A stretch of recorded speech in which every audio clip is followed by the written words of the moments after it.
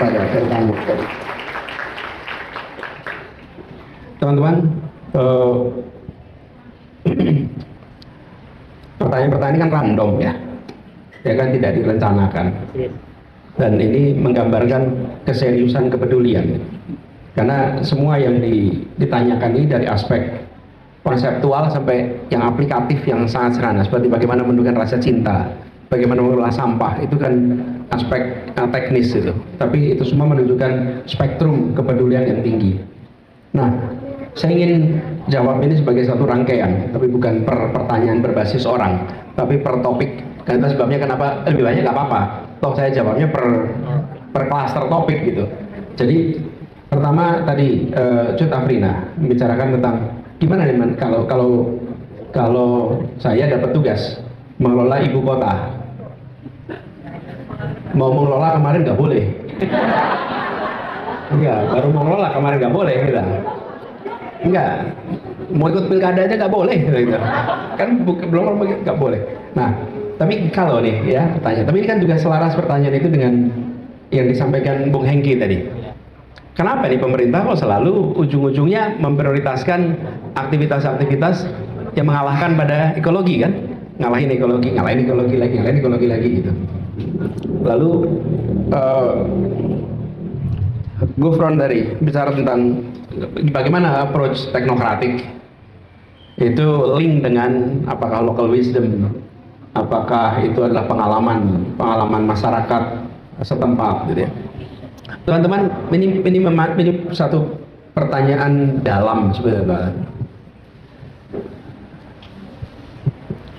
Jadi ketika kita bicara menyelaraskan antara ekonomi dan ekologi, pada saat kita memulai dari nol, itu relatif mudah, teman-teman. Anda lihat komplek perumahan yang dibangun di kawasan yang betul-betul dari nol, maka jaringan air sudah dibangun, jaringan gas sudah dibangun, jaringan sampah sudah dibangun, semua itu sudah ditata sebagai satu kesatuan. Kerumitannya itu mengelola yang sudah terlanjur ada, teman-teman. Di situ letak kerumitan. Kenapa? Yang sudah terlanjur ada itu sudah terlanjur memprioritaskan ekonomi, lalu mau memasukkan ekologi. Disitulah kemudian tidak bisa satu pendekatan di sebuah kota dipakai untuk semua kota yang lain. Tidak mungkin one size fits all. One size fits all nggak boleh. Yang bisa adalah prinsipnya sama, tapi cara implementasinya itu beda. Dan cara implementasi itu, teman-teman, apa yang tadi Bung Gufron sampaikan, dia harus mau eklektik, teman-teman. Eklektik itu apa? Dia harus siap untuk deduktif, induktif, eklektik tuh. Kalau kita tidak eklektik, deduktif terus kecenderungannya. Teorinya begini, konsepnya begini, terapannya seperti ini. Tapi nggak mungkin juga kita induktif terus. Karena itulah kenapa pendekatan harus eklektik, dan itu sebabnya kalau memimpin harus mau menggunakan ilmu pengetahuan. Kalau dia tidak memiliki, panggil yang memiliki. Dan itu biasa.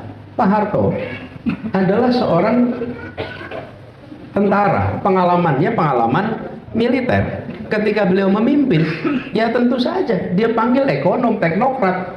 Mas mau nggak mau bangun infrastruktur, ya panggil orang-orang engineering yang mengerti.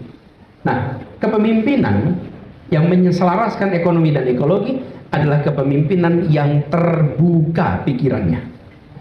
Karena itu dia akan menyeimbangkan antara pandangan-pandangan ekologis dan pandangan-pandangan ekonomis, lalu ada judgment, ambil keputusan. Kalau saya ambil keputusan, kira-kira saya akan gunakan 4 prinsip, teman-teman. Ambil keputusan itu 4 prinsip. Prinsip pertama, memenuhi asas keadilan, kesetaraan. Pertanyaan, apakah keputusan ini memenuhi prinsip itu? Tidak. Yang kedua, yang kedua adalah prinsip kepentingan publik. Apakah ini memuaskan, melayani, addressing, satisfying, fulfilling public interest. Yang kedua. Yang ketiga, menggunakan ilmu, data, dan metode ilmiah. Yang keempat, baru sesuai undang-undang, aturan, dan lain-lain. Karena sebagian aturan kita tidak masuk akal. Sebagian aturan kita tidak pakai ilmu pengetahuan. Sebagian aturan kita tidak selaras dengan kepentingan publik. Nah, tapi banyak dari kita ketika ambil keputusan, ada coba tanya, ambil nomor satu apa? Dibalik nih. Nomor satu, undang-undang dulu. Efeknya apa? Ya kita ketemu dengan masalah yang berulang. Ini apa, Bung Hengki? Kenapa masalahnya berulang? Karena dimulai dengan memulai taat pada aturan undang-undang. Sementara kita tahu sebagian aturan kita ini tidak fair, teman-teman. Saya di Jakarta beberapa kali ambil keputusan yang di PT-UN-kan. Kenapa di PT-UN-kan? Karena dianggap tidak sesuai dengan undang-undang. Nggak apa-apa, Anda PT-UN-kan aja, ayo kita hadap-hadapan di pengadilan. Kenapa? Karena mau mengandalkan prinsip tadi, keadilan, kepentingan publik, ilmu pengetahuan, baru aturan. Nah, kalau kita memprioritaskan itu, ya, maka policy yang akan muncul adalah policy yang mencoba menyeimbangkan, teman-teman. Nah, konsekuensinya, policy yang seperti ini akan membutuhkan daya fiskal yang cukup. Kenapa? Karena untuk kita membereskan persoalan-persoalan ekologis, itu seringkali sifatnya public goods. Dan public goods itu umumnya nggak ada yang mau bayar. Orang mau bayar kalau sifatnya private goods. Tapi kalau public goods, itu ya apa, eksternalitinya tinggi. Apa yang menjelaskan eksternalitasnya tinggi. Karena itu orang nggak mau invest, nggak bayar. Nah, jadi ini dibutuhkan. Nah, ini meneruskan apa? Jadi kembali ya pertanyaan ini, kenapa ekologi ekonomi itu bagaimana kalau saya bertugas, maka saya akan pilih 3-4 pendekatan ambil keputusan. Saya akan libatkan berbagai pandangan, lalu baru ambil keputusan di aspek apapun, teman-teman. Dan keputusan seperti itu biasanya akan bisa dipertahankan. Lalu tentang teknokratik dan local wisdom itu otomatis akan bisa masuk. Kenapa? Stakeholder yang harus dilibatkan itu jangan dibatasi.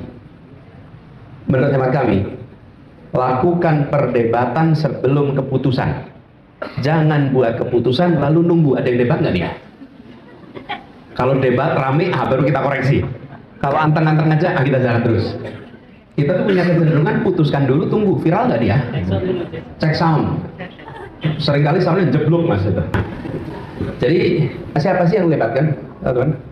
Misalnya seperti contoh, kenapa pendekatan teknokrasi dan tadi sifat local wisdom itu penting untuk bersama? Karena dia menawarkan proses eklektik.